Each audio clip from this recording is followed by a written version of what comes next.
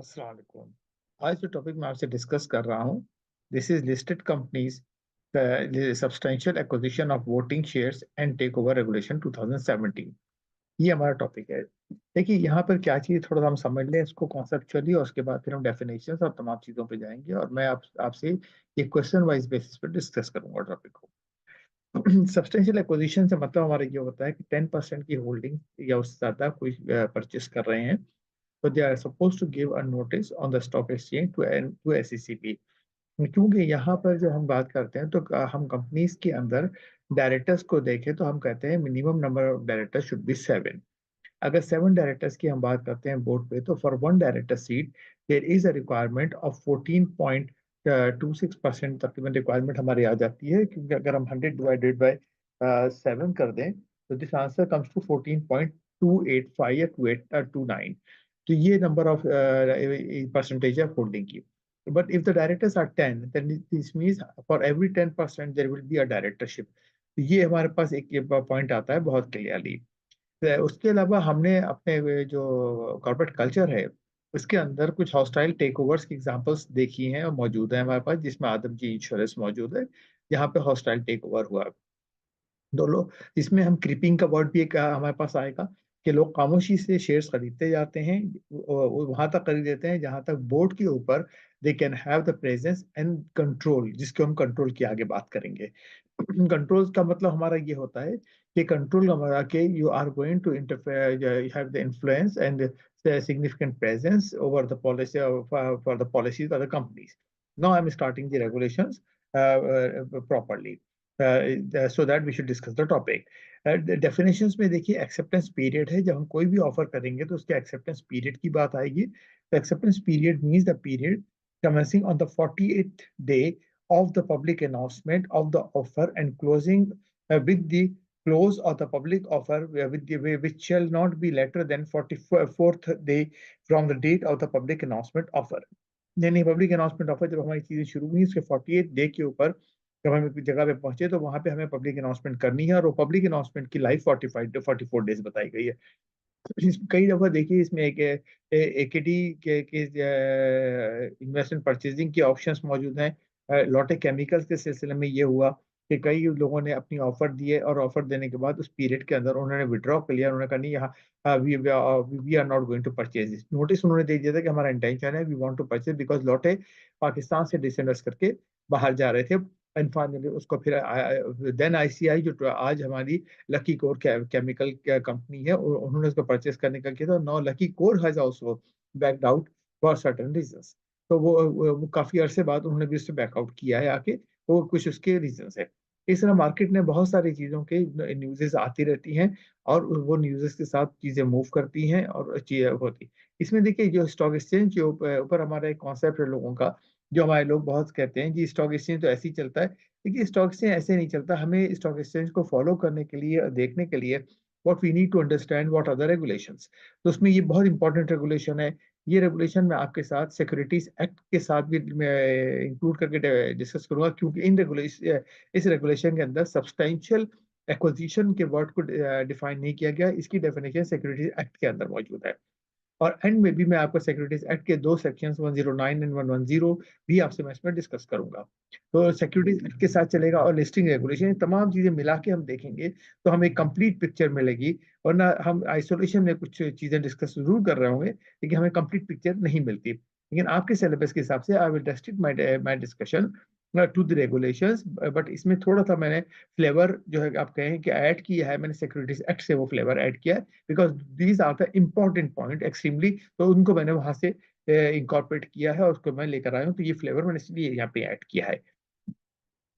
अब यहाँ से हम आगे चलते हैं तो एक्सेप्टेंस पीरियड की बात होगी। Date of the public announcement means the date on which the public announcement is published in the newspapers. Newspapers की बात हो रही है और साथ स्टॉक एक्सचेंज के अंदर ये न्यूज जाएगी, बिकॉज हम लिस्टेड कंपनीज की अगर हम बात कर रहे हैं तो लिस्टेड डेफिनेटली लिस्टेड कंपनीज के लिए ही ज्यादा एप्लीकेबल है। Offer letter means the letter to be issued by the acquirer to the shareholders whose names appear on the register of the members of the target company as on the date of the book closure. Right? The custodian of the Global Depository Receipt (GDR) the custodian of the American depository रसीद, ये बाहर की तरह उसमें भी होता है चीजें, उनको भी रेफर किया, आपका एग्जाम्पल के तौर पे यहाँ रेफरेंस मौजूद है। And the holder of the convertible securities, all these people fall within the offer letter उनको दिया जाता है, बिकॉज उनके कुछ राइट्स मौजूद होते हैं, चीजें मौजूद होती हैं, और उसके हिसाब से उन चीजों को हम डील करते हैं। तो offer letter will be given to the share holders और द टारगेट कंपनी कि हम ये शेयर खरीदना चाहते हैं। बैंक इस्लामी के अंदर आप देखिए, बैंक इस्लामी का शेयर जो कि इस जमाने में 10-11 रुपए का था, वो 20 रुपए के फिगर्स को क्रॉस किया उसने आकर, क्योंकि वहां पर उसकी परचेजिंग की बात वहां हुई और उसको परचेज करने को किया गया उसको आके। देखिए, इसके बाद हम कह रहे हैं जी सब्सटेंशियल शेयर होल्डर्स कौन है? In relation to a company means a person who has the interest in shares of a company the nominal value of which is equal to or more than 10% of the issued share capital of the company। जो 10% की मैंने आपसे बात की कि 10% या उससे ज्यादा का शेयर कैपिटल वो रखते हैं, तो वो सब्सटेंशियल शेयर होल्डर में चले जाएंगे फिर। Which enables the person to exercise or control the exercise of 10% or more of the voting powers at a general meeting of the company। तो उनके पास 10% के शेयर्स आ जाएंगे, वोटिंग पावर के आ जाएंगे, जिसके ऊपर वो एजीएम के अंदर वोटिंग कर सकते हैं ना। यहाँ से देखिए कुछ क्वेश्चंस मैंने फ्रेम किए हैं इन रेगुलेशन के साथ, जो मैं आपसे आपको मेंशन कर रहा हूँ कि what are the key objectives of the regulation. तो मैंने जैसे स्टार्ट लिया था कि ट्रांसपेरेंसी और तमाम चीजें हमारा की ऑब्जेक्टिव में आ जाएगा। What constitute substantial acquisition voting, तो वो मैंने रेफर किया। What are the thresholds, thresholds को हम बात कर रहे हैं। साथ ही how do these regulations define the term control. Control का वर्ड है, देखिए आईएफआरएस भी कंट्रोल को डिफाइन करता है, यहाँ पे भी हम कंट्रोल की बात करें। What are the procedure requirements for making an open offer, उसकी रिक्वायरमेंट की क्या, हमारी ओपन रिक्वायरमेंट की कंडीशंस होंगी। What are the disclosure requirements? Disclosures कैसे हमने देने हैं? How does these regulations address to the issue of the creeping, जो मैंने वर्ड आपसे इस्तेमाल किया था, creeping acquisition? What do we mean by creeping and how we have to handle the creeping acquisition? How the minimum offer price is calculated? देखिए ये बहुत important point है, जहां से हम कहते हैं, हम स्मेल करते हैं कि something is happening in this company, because जब उसकी ट्रेडिंग शुरू होती है, प्राइस मूव होना शुरू होती है, तो यहीं से फिर सारी चीजें होती हैं। क्योंकि बहुत दफा आपने गवर्नमेंट के पॉइंट ऑफ व्यू से भी सुना the government is going to disinvest shares of the National Bank of Pakistan, shares of the Pakistan Petroleum, shares of the OGDC। जब ये की जाती है तो इनकी एक ऑफर प्राइस बनती है। ऑफर प्राइस बनने के जो थ्रेशोल्ड्स है वो यहाँ हम डिस्कस करेंगे। व्हाट आर द पेनल्टीज है, उसमें क्या पेनल्टीज किस तरीके से आएंगी अगर वहाँ वाले नॉन कंप्लायंस होगी तो। How do these regulations protect the interest of minority share. Basic मकसद देखिए जो एससीसीपी का चीजों का है, बिजनेस आप करें लेकिन बिजनेस किसी की कॉस्ट पे ना करें। माइनॉरिटी इंटरेस्ट का, अगर जो हम नॉन कंट्रोलिंग इंटरेस्ट ओनर्स हैं, अगर उनकी कॉस्ट पे कोई मेजोरिटी लोग फायदा उठाना चाहते हैं, तो उसकी अलाउंस नहीं, उसकी इजाजत नहीं होती। This what we are talking of. Are there any exemptions, कोई एग्जेम्पशंस इन ट्रांजैक्शंस को? Yes, there are the certain exemption, may be right issue, bonus issue, family transaction, because they are not hitting any other body, क्योंकि bonus और right में हम equal right हर एक को दे रहे हैं, तो वहां पे हमें नहीं होता। Now, one by one, we will go to the questions. What are the key objectives of the listed companies' substantial acquisition and voting shares and takeover regulations? Main objective of these regulations is to ensure, first of all, transparency. What we are talking of, investors' protection in the context of the acquisition, the listed companies, including addressing the concerns associated with the creeping acquisition, providing shareholders and the public with for timely information about the significant changes of the ownership and the control. By seeking disclosure requirements, threshold exemptions, regulatory oversight mechanisms, these regulations seek to balance the interest of the investors, shareholders, and the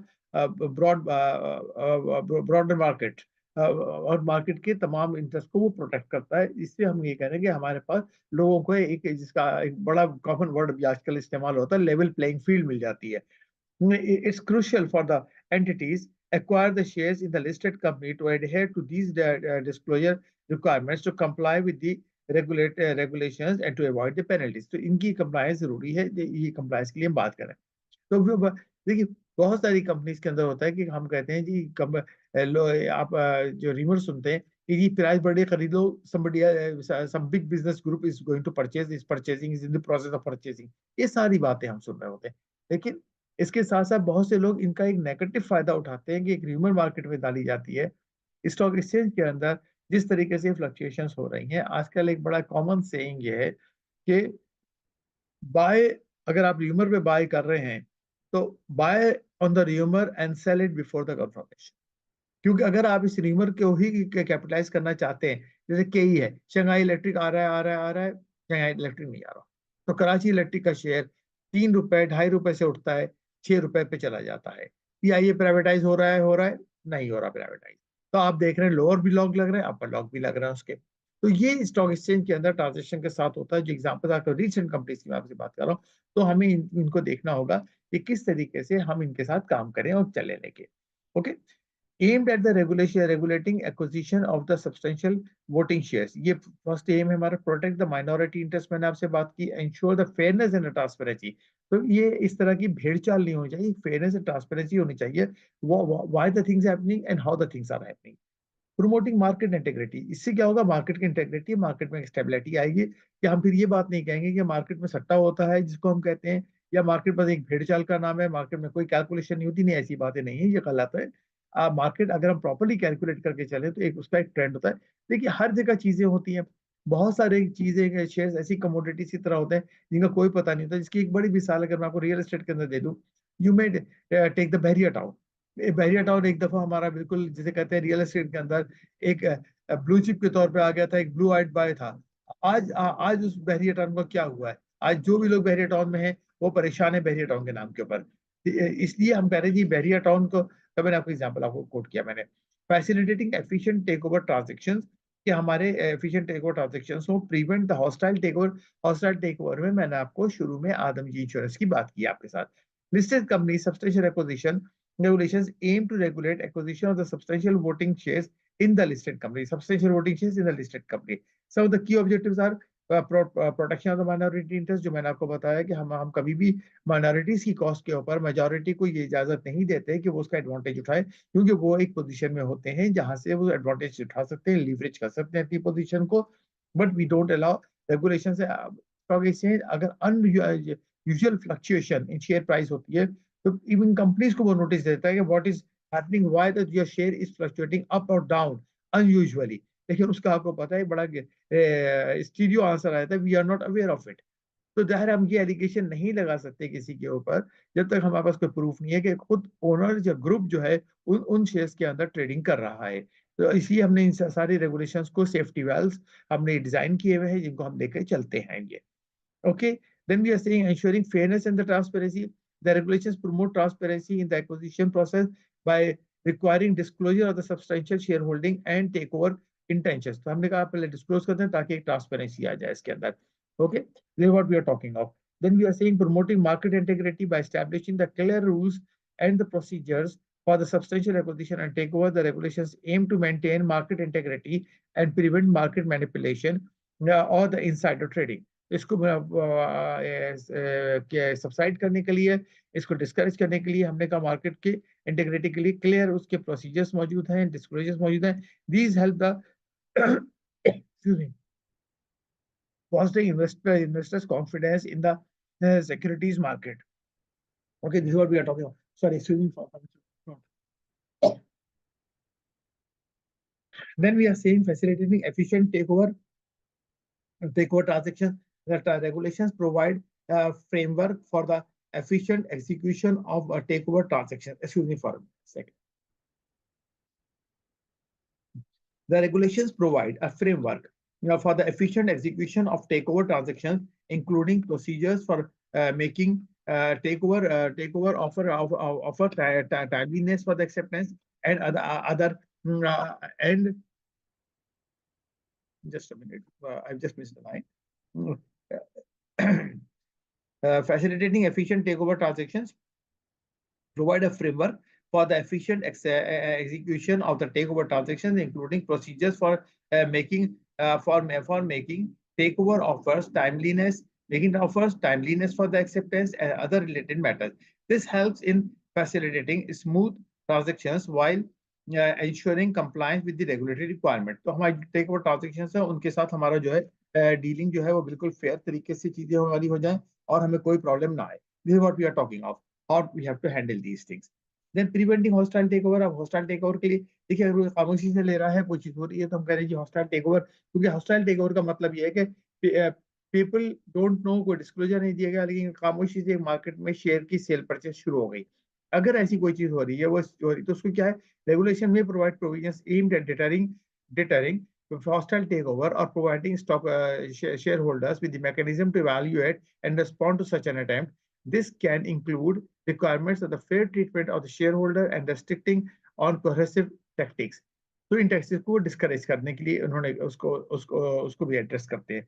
overall the listed companies substantial acquisition regulations and takeovers aim to strike the balance between facilitating corporate transactions and protecting interest of the shareholders, thereby contributing to the stability and integrity of the market. लेकिन जितना ज्यादा हम market के अंदर एक confidence लेकर आएंगे, integrity का मतलब कि transactions are done in clear manner, इसमें कोई जिसे कहते हैं आप हैंकी पैंकी नहीं है, कोई चीज नहीं है, तो हमारे मार्केट के ऊपर इंटीग्रिटी, लोगों का कॉन्फिडेंस आएगा। व्हाट नेक्स्ट क्वेश्चन इसके बाद, what constitutes a substantial acquisition of the voting shares according to these regulations, किसको हम कहते हैं, and what are the thresholds, इसकी हम बात कर रहे हैं for triggering according to the Companies Act and Securities Act related and related regulations। substantial acquisition जो है वो 10% और मोर है, जो हमने पहले Securities Act के अंदर भी डेफिनेशन को देखा शुरू में हमने, right? Of the voting of the shares of the company that grants the acquirer a significant degree of the control। अब ये डिग्री ऑफ कंट्रोल वाली बात आ रही है। देखिए IFRS ने भी एक बात को बड़ा क्लियर किया है कि अगर आपका कंट्रोल मौजूद है तो सब वहां पे कंसोलिडेशन होना है। कंट्रोल के लिए हमने 51% के ऊपर हम नहीं रुके। कंट्रोल का मतलब इम्प्लाइड कंट्रोल की बात हो रही है। हम ये कह रहे हैं भाई, अगर आपका इम्प्लाइड कंट्रोल सामने नजर आ जाता है हमको, तो आपको कंसोलिडेशन करना पड़ेगा। Although you may be holding less than 51% shares, वहां पे भी मौजूद है। The SECP regulations require disclosure of the substantial acquisition through the various reporting channels, जो उनके mechanisms हैं, such as the filing of the notices to SECP and Stock Exchange, PSA, Pakistan Stock Exchange.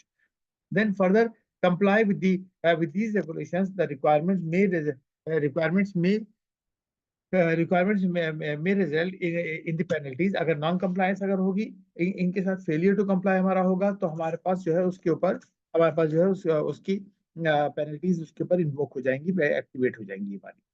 Then the next question, how do these regulations define the control? Now the control क्या चीज है?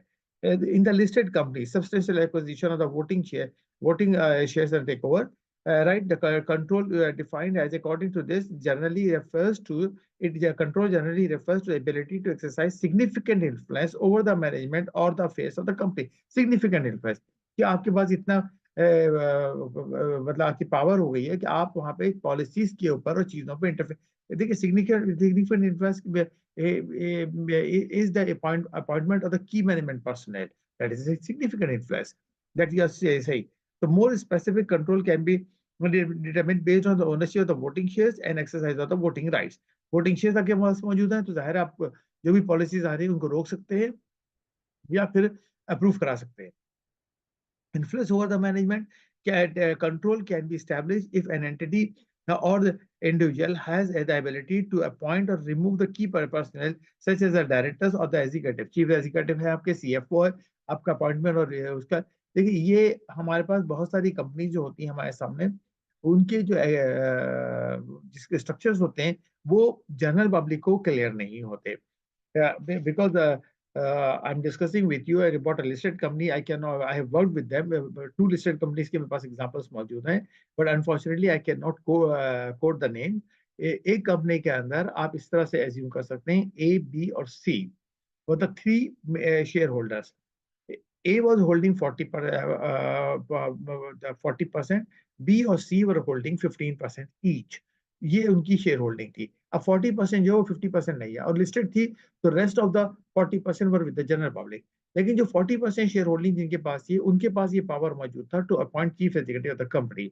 इसी तरीके से in another entity there was a 60% share holding, and the 60% share holding was distributed between the 3 to 4 shareholders in the ratio of the first shareholder A was holding 30%, B was holding 15%, C was 10%, and D was 5%.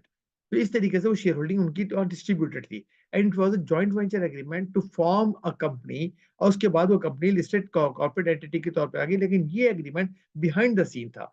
तो उसके साथ उनके पास ये power मौजूद था कि वो chief executive, CFO और कंपनी के जो है वो अपॉइंट करेंगे, और उसके अंदर जो होगा वो ए जो है जिनकी 30% है उनका उनकी ज्यादा से होगी। तो this what you are having the control, even you don't have the majority share holder share holding, ठीक है।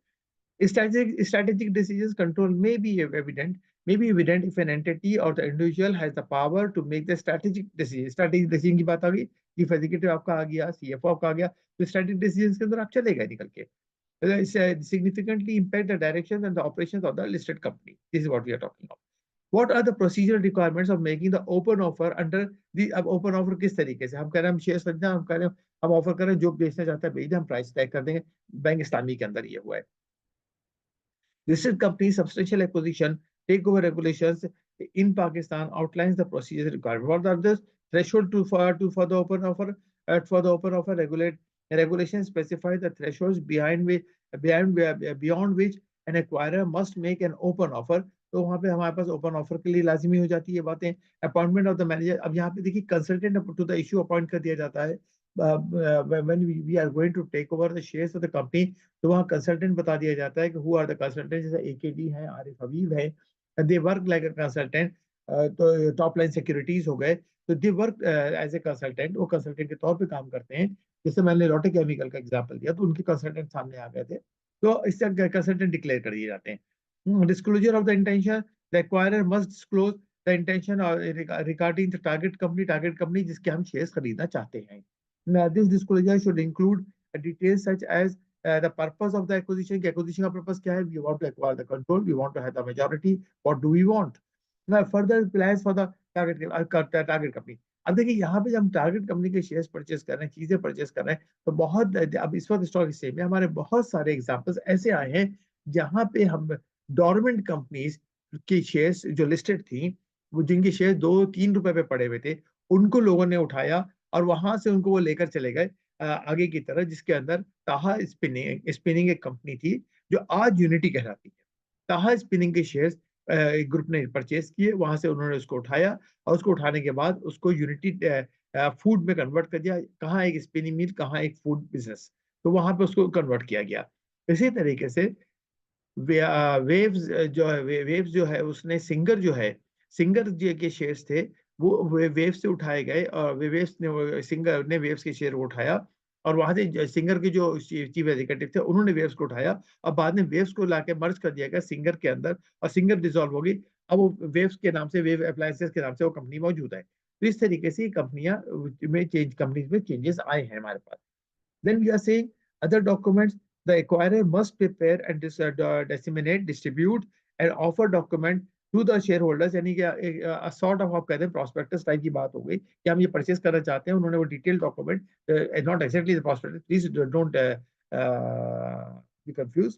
तो हमने कहा डॉक्यूमेंट हम डिसेमिनेट करेंगे, and this document should contain comprehensive information about the offer, including the offer price, number of the shares and everything. तो इसमें complete details दे दी जाएगी कि वो क्या खरीदना चाहते हैं। ओके, और यहीं से देखिए जो ऑफर प्राइस यहाँ आती है, ये अभी आगे हम जो प्राइस मैकेनिज्म पे जाएंगे, ये ऑफर प्राइस अब हम कह रहे हैं कि से फॉर एग्जाम्पल के केई के शेयर शंघाई इलेक्ट्रिक 8 रुपए में खरीदेगी, आज केई का शेयर 4 रुपए 90 पैसे पे है। तो यहाँ से क्या होगा, मार्केट में एकदम ये शेयर चढ़ना शुरू होगा, ये 8 रुपए पे पहुंचेगा, क्योंकि लोगों को पता है कि अगर शंघाई इलेक्ट्रिक को शेयर चाहिए तो वो 8 रुपए तक देने को तैयार है। तो who is there to sell this share at less than 8, कोई 8 पे नहीं देगा, तो इसके फौरन लॉक लगने शुरू हो जाएंगे, अपर लॉक। तो अभी जैसे एक और एग्जाम्पल हमारे पास क्रिएट हुआ, पाक सुजुकी के शेयर होल्डर से उन्होंने कहा कि इसको हम डीलिस्ट करना चाहते हैं। ये पाक सुजुकी का शेयर 150 रुपए पे था, यहाँ से ये उठा और इसने 750 रुपए तक टच किया। अब बाद में फिर उन्होंने अब वापस हो गए, उन्होंने कहा नहीं हम नहीं परचेस करते, नहीं हमने डिलीज कराना। तो ये एक डेवलपमेंट पाक सुजुकी मोटर्स के अंदर अभी हुई है हाल में।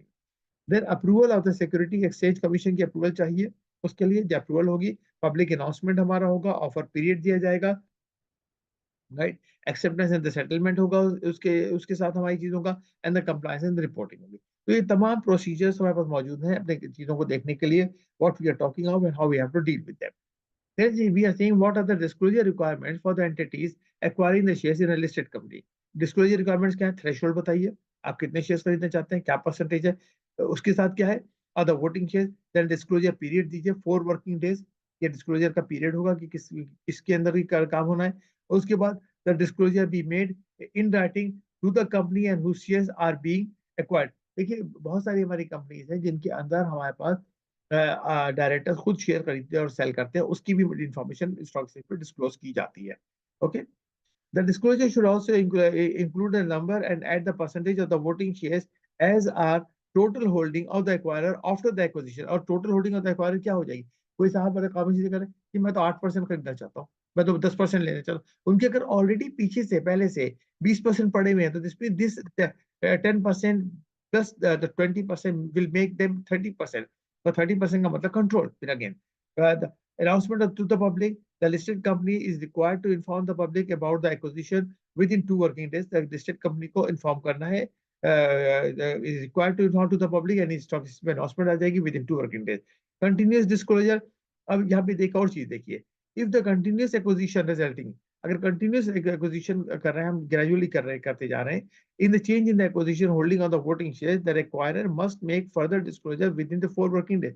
जब भी वो एक्विजिशन करेंगे वो डिस्क्लोजर दे देंगे कि जी मैं ये शेयर एक्वायर कर रहा हूँ मजीद। ठीक है जी, तो ये हमारा हो जाएगा public announcement. If an acquisition triggers an obligation to make a public announcement, तो उसका पब्लिक अनाउंसमेंट होगा, पेनल्टीज उसके ऊपर आ जाएंगी नॉन कंप्लायंस के ऊपर। How do these regulations address the issue of creeping requisition? देखिए एग्जाम के क्वेश्चंस में से ये क्वेश्चन बड़ा अच्छा, क्योंकि ये आपके लिए इम्पोर्टेंट भी है। इसको देखिए, क्वेश्चन को समझिए, कॉन्सेप्ट को भी समझिए। Creeping acquisition refers to the gradual accumulation of the shares। gradual accumulation आप कर रहे हैं, तो अब आप धीमे धीमे धीमे शेयर्स खरीदते हैं। एक हमने हॉस्टाइल टेक ओवर की बात की, तो आप क्या किस तरफ जाना चाह रहे हैं? This is what we are talking of. If you are doing so, then you have to make a disclosure, right, by the individuals or the entity over the time, often without triggering immediate disclosure or the regulatory requirement। हम कह रहे हैं इतने हम छोटे छोटे shares जमा किए जा रहे हैं चंक्स में, जी उसकी डिस्क्लोजर की तो रिक्वायरमेंट ही नहीं आ रही। लेकिन अब डिस्क्लोजर में क्या हुआ? The regulations require that any person of the group of persons intending to acquire the shares that would result in holding of 10% or more of the voting shares in a listed company must disclose their intentions to the share to the stock exchange and the company, and this includes both the direct and indirect acquisition। जैसे भी आप कर रहे हो आप इसका disclosure दें। इसी की फिर ये आपको ये जा किधर रहा है, इंटेंशन क्या है आपका।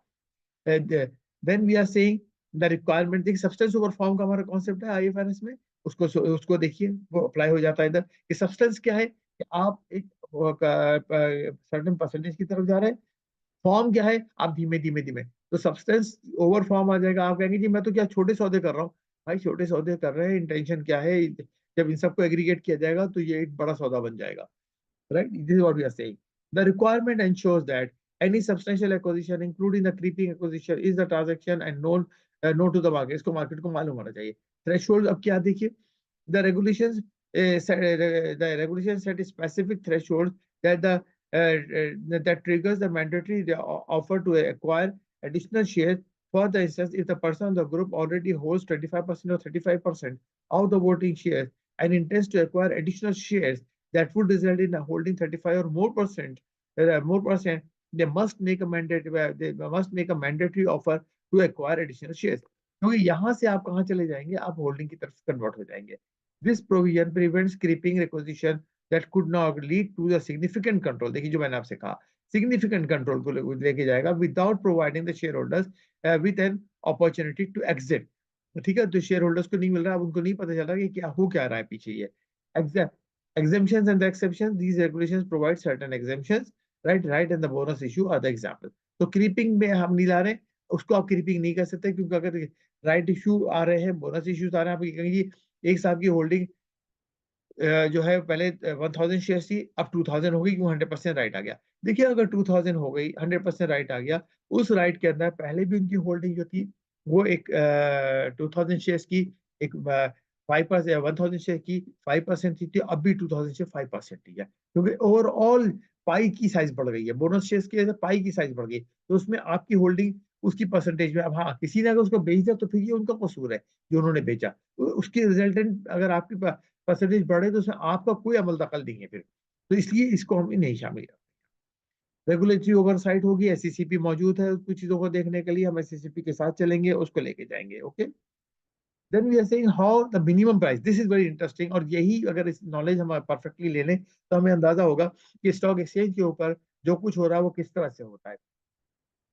देखिए वर्ड है यहाँ पे, इफ द शेयर, इसको मैं एक्सप्लेन करता हूँ। If the shares of the targeted company are frequently traded, यानी देखिए बहुत सी कंपनी ऐसी होती हैं जो डेट कंपनीज होती हैं, वहां पे दिन भर के अंदर मुश्किल से 500 शेयर के सौदे होते हैं, और कुछ कंपनीज ऐसी हैं जिनके आप देखते हैं 50 मिलियन शेयर के सौदे होते हैं। वर्ल्ड कॉल है आपके सामने, मनोता जी 50 मिलियन शेयर का सौदा हो गया, कई है 100 मिलियन शेयर का सौदा हो गया। तो यहाँ पे फ्रीक्वेंटली ट्रेडेड का मतलब है कि अगर इनका नॉर्मल डे में भी ट्रेड होता है तो 5 मिलियन 10 मिलियन आराम से वो क्रॉस कर रहे होते हैं। तो ये वो कंपनीज नहीं है कि आप कहें जी वो ये आपकी टेक्सटाइल मिल्स पड़ी हुई हैं, डेट टेक्सटाइल मिल्स या डेट शुगर मिल्स पड़ी है या मुदारबा पड़े हैं, या जिनकी शेयर हार्डली 500 और 1000 ट्रेड होते हैं, नहीं ये वो कंपनीज नहीं है।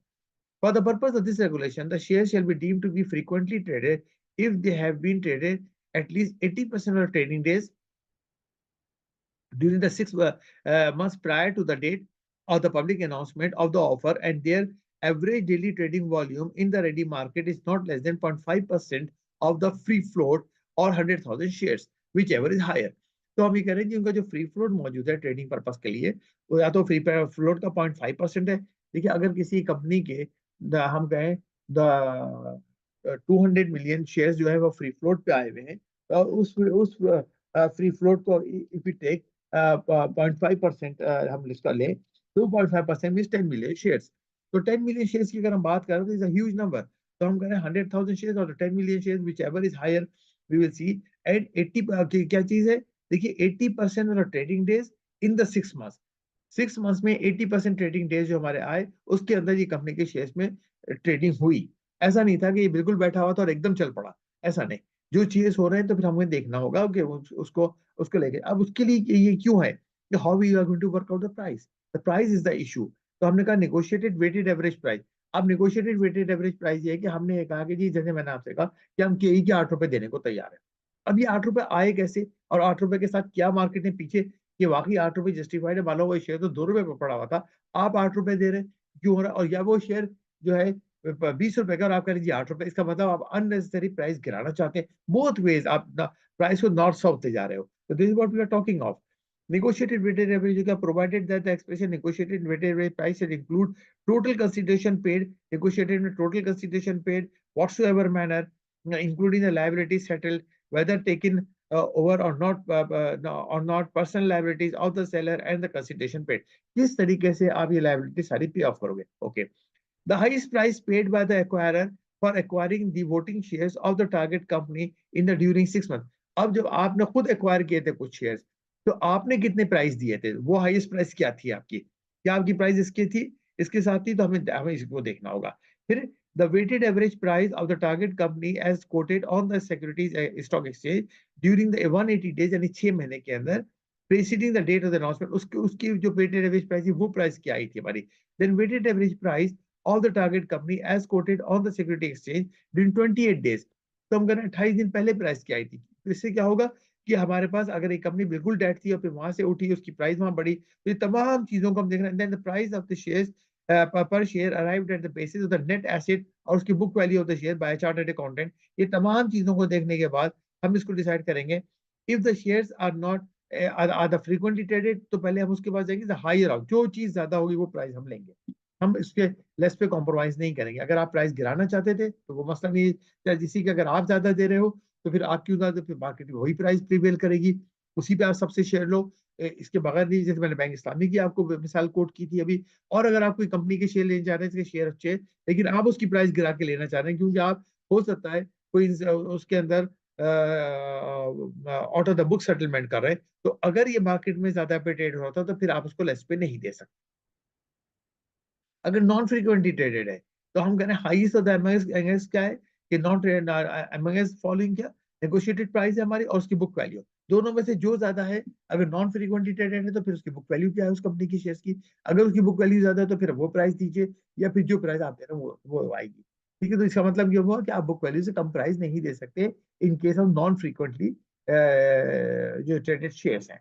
Okay, the higher price paid by the acquirer for acquiring the voting shares of the target company during the 6 months, और जो होगा वो अगर आपने खुद एक्वायर किया तो वो क्या चीज थी, and the price per share on the basis of this thing. तो this is what we are talking of, कि इनमें से जो भी हमारी हायर प्राइस है, कि आपने पिछले में 6 मंथ्स में खुद एक्वायर करने क्या थी, बुक वैल्यू क्या थी, और क्या प्राइस आप ऑफर कर रहे हैं, तीनों में से जो हायर प्राइस है उस हायर प्राइस के ऊपर हम इस डील को देखेंगे। ओके, तो ये इंपॉर्टेंट है, इसको देखिएगा, इसको समझिए भी, अंडरस्टैंड कीजिए इसको। स्टॉक एक्सचेंज में बहुत सी ट्रांजेक्शन, बहुत सी मूवमेंट इस बेसिस पे होती है।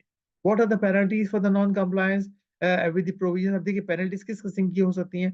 तो हमारे पास the penalties for the non compliance with the provision of the listed companies acquisition regulations can depend on the specific violation जो violation है। However, in general, penalties for the non-compliance of such regulation typically includes the fines, sanctions, and other disciplinary actions. तो fine हो सकते हैं, SECP fine impose कर देता है कि भाई आपने जो काम किए, इसमें वायलेशंस थी आपकी, तो उसके बाद फाइन आ जाती है, डिस्क्वालिफिकेशन हो जाता है। Individual entities found to be in the serious violation regulation में face disqualification from serving as a director और द एग्जीक्यूटिव। देखिए ये डिस्क्वालिफिकेशन बहुत सीरियस है, क्योंकि अगर आप एक दफा डिस्क्वालीफाई हो गए तो फिर आप स्पेशली किसी भी फाइनेंशियल इंस्टीट्यूशन के अंदर तो फिर आप डायरेक्टर नहीं बन सकते, तो उसकी approval state bank of Pakistan से आती है। स्टेट बैंक कभी भी किसी भी कन्विक्टेड को किसी भी इसमें आ जाए तो फिर उनको डायरेक्टर में नहीं आने देता।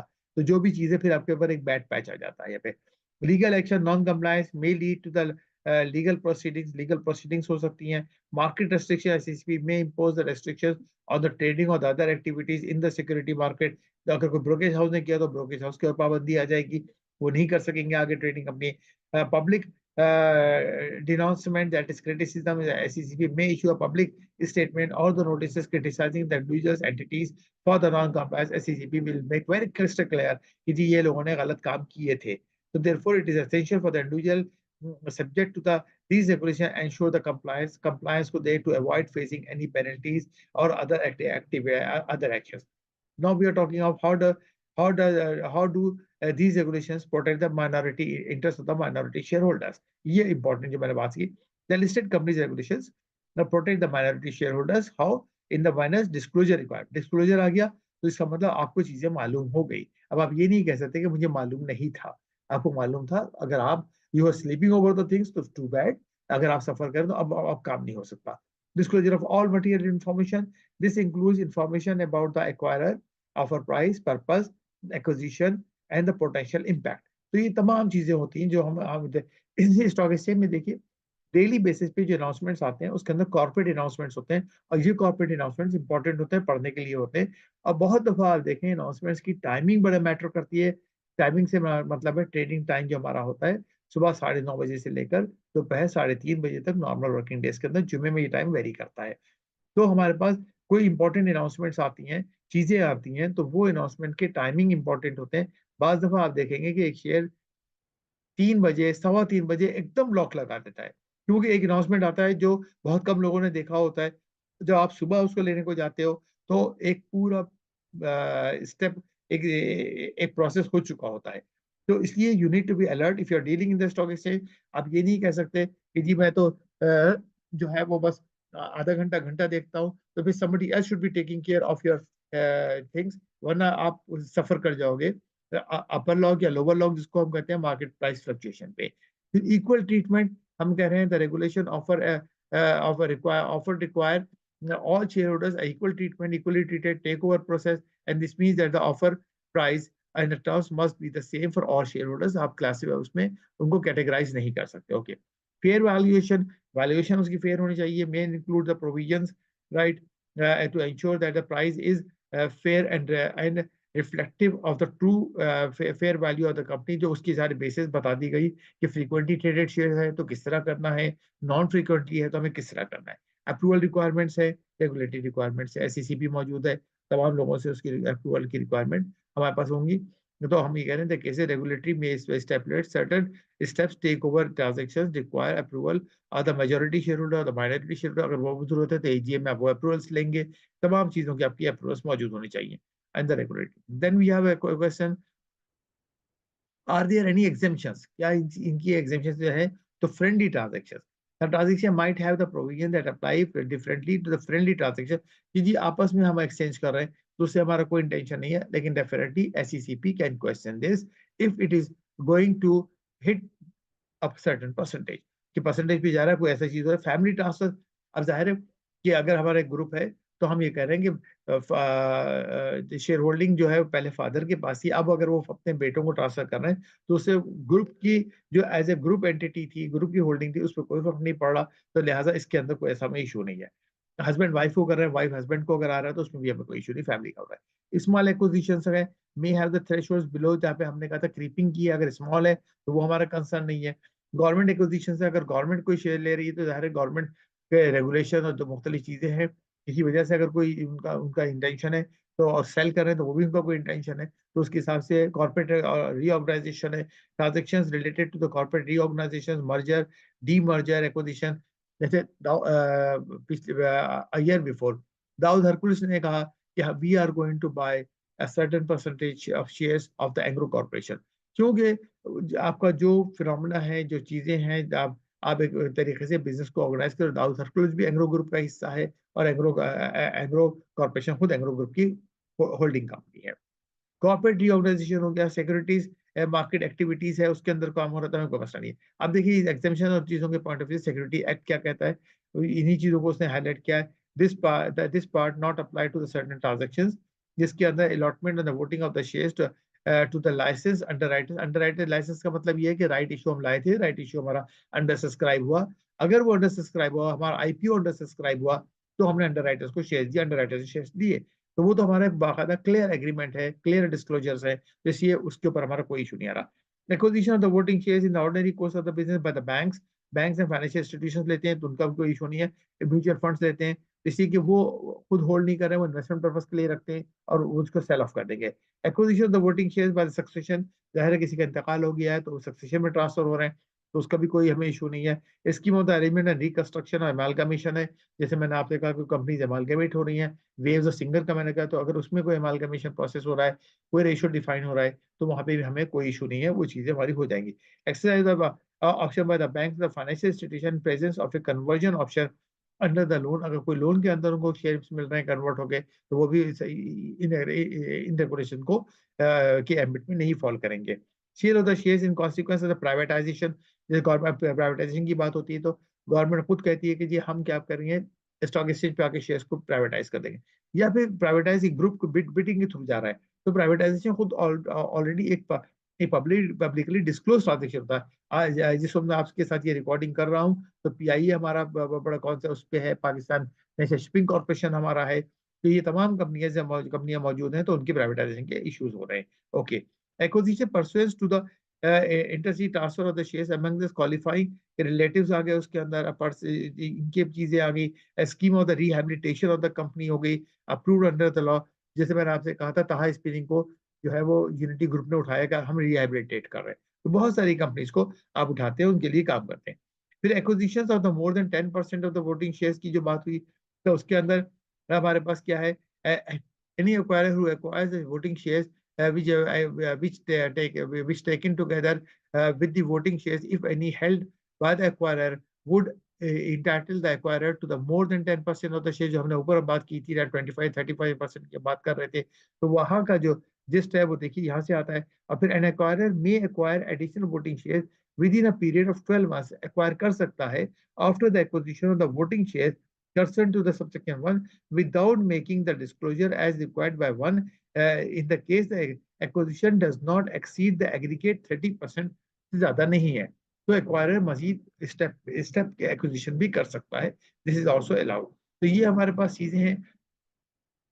इन the end I will go back to our questions, जो हमने क्वेश्चंस फ्रेम किए थे अपने, और वो क्वेश्चंस हमारे जो थे वो क्वेश्चंस को हम एक दफा फिर रिव्यू कर लेंगे कि हमारी ताकि चीजें हो जाए। What are the key objectives, हमारे की ऑब्जेक्टिव्स क्या है ऑफ द लिस्टेड कंपनी, ये हमारे पास आ जाएगा। What constitute substantial acquisition, what are the thresholds, how does these regulations define the term. Control की बात की थी हमने, कंट्रोल हमने कहा था कि जी आप सिग्निफिकेंट इन्फ्लुएंस आपके मौजूद है, you are effecting the strategic policies, strategic matters के अंदर आप इन्वॉल्व हैं।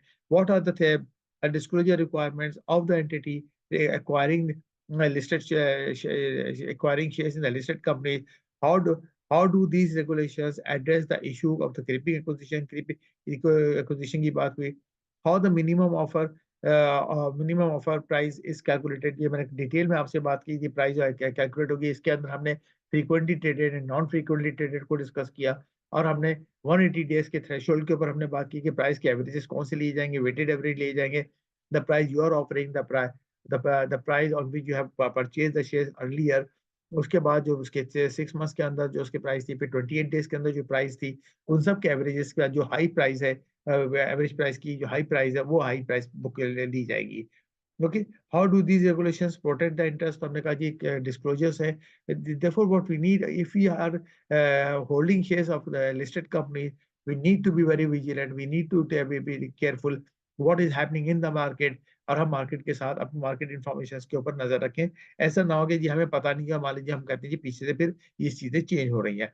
एग्जामिनेशन आ गई, देखिए बोनस शेयर्स राइट इश्यूज, ये क्वेश्चन एग्जाम के लिए इंपॉर्टेंट है कि व्हाट आर द एग्जामिनेशन, जिसमें इनहेरिटेंस आ गई हमारे पास, फैमिली ट्रांजेक्शन हमारे पास आ गए कि जहाँ पे हम कह रहे हैं कि जी फैमिली ट्रांजेक्शन है, इनहेरिटेंस है, तो ये ट्रांजेक्शन हमारे एग्जामिनेशन के अंदर चले जाते हैं, तो उसके वो एग्जेप्ट हैं, तो उनको हमें रिपोर्ट करने की या इस इन रेगुलेशंस के अंदर के एम्बिट में वो नहीं आएंगे, नहीं फॉलो करेंगे, क्योंकि जो लॉजिक मैंने एक्सप्लेन की बोनस और राइट में स्पेशली, कि पाई साइज जो है वो वही रहता है, पाई पाई के अंदर परसेंटेज जो आपका है वो वही रहता है, although the pie may become double or 1.5 time whatsoever the announcement was, तो उसके रेफरेंस में पाई का साइज बदल सकता है, लेकिन आपकी इंडिविजुअल होल्डिंग जो है जो पाई में थी वो रहेगी, इसीलिए वो आपकी बिल्कुल इक्वली सबको ऑफर की गई थी। अब somebody has sold in the market as a result of that, आपकी परसेंटेज चेंज हो गई, तो इसमें आपका अमल दखल नहीं है। ये बात मैंने बड़ा क्लियर अभी अभी डिस्कशन आपके साथ की, मैं दोबारा रिपीट कर रहा हूँ एग्जामिनेशन के पॉइंट ऑफ व्यू पे। तो दीज आर द रेगुलेशंस, ये रेगुलेशन ये मैंने एक नोट शेप में कर दिया है, मैं आपको स्लोली देखिए सब चीजें दिखाता इसलिए जा रहा हूँ कि आप अगर स्क्रीनशॉट या किसी भी तरीके से ये इस चीजों को देखना चाहते हैं, तो आप इन चीजों को लेके अपना स्टडी करें। ये क्वेश्चन वाइज मैं बहुत स्लोली स्क्रॉल कर रहा हूँ, ताकि आप लोगों के पास ये नोट्स की शेप में आ जाएं, आप स्क्रीनशॉट्स की शक्ल में ये नोट्स ले लें और इनको अपने पास देख लें। क्योंकि अगर ये चीजें नहीं है, क्योंकि रेगुलेशन में आप जाएंगे, रेगुलेशन बिल्कुल इन्हीं चीजों का है, लेकिन रेगुलेशन क्वेश्चन वाइज नहीं है, तो आपको क्वेश्चन की तैयारी में खासा टाइम में लगेगा, क्योंकि ये बहुत प्रैक्टिकल रेगुलेशन है। तो मैंने इसके लिए थोड़ा सा स्टाइल में चेंज किया, मैं क्वेश्चंस के ऊपर गया और क्वेश्चंस के साथ मैं इनको लेकर चल रहा हूँ। तो इसलिए मैं बहुत स्लोली इसको स्क्रॉल डाउन करता जा रहा हूँ आपके साथ डिस्कशन करते हुए, ताकि आप इसको इन रेगुलेशंस को अपने पास जो है ले सकें और आप इनको स्टडी के लिए रख सकें। ओके, क्योंकि ज़ाहिर है जब हम वीडियो में होते हैं, चीज़ों में होते हैं, तो बाद जगह हम फास्ट मूव कर रहे होते हैं, तो आपके लिए ये पॉसिबल नहीं होता कि आप उन चीज़ों को लेके देख सकें। तो therefore I am doing this thing very slowly so that you should be able to handle this thing properly. These are the important points मैंने मेंशन किया था अपने डिस्कशन में अर्लियर आपसे। These are the things that we are talking of, how we have to deal with these things, how we have to handle all these issues. This is what we have to pay attention, this is what is there. और देखिए जो classes के अंदर मेरा आप लोगों के साथ इंटरेक्शन होता है, जो मेरे पास फीडबैक है, वो ये है कि हमारे स्टूडेंट्स जो हैं वो अपनी थोड़ी सी नॉलेज पे फॉरेन स्टॉक मार्केट में इधर उधर इन्वेस्टमेंट में चले आते हैं, और उसमें अब फिर वो बेचारे नुकसान उठाते हैं। देखिए सबसे इंपॉर्टेंट है आपकी नॉलेज परफेक्ट होनी चाहिए। नॉलेज परफेक्ट करने के लिए ये रेगुलेशन जिसे मैंने आपसे अर्ज किया, ये बहुत इंपॉर्टेंट है हमारे लिए। हम चीज़ों को देखें, समझें, करें। हम इधर देखिए स्टॉक मार्केट में अगर आपने ट्रेड करना है, तो प्लीज़ आप चीज़ों को, रेगुलेशंस को स्टडी करें। उसके बगैर कोई काम ना करें, क्योंकि ये आपका सिर्फ लॉस ऑफ मनी है। आप जिसे कहते हैं जी अपने पैसा गंवाते हो और लोग कमा लेते हैं ये पैसा। तो ये कहना कि जी चंद लोग मार्केट चलाते हैं, मार्केट को करते हैं, जी बिल्कुल होता है, इसमें इससे मैं इनकार नहीं कर सकता 100% आपसे। लेकिन ये कि हम उसका शिकार बनते हैं, which is solely and mainly due to our defective knowledge. Okay, thank you very much. अल्लाह हाफ़िज़।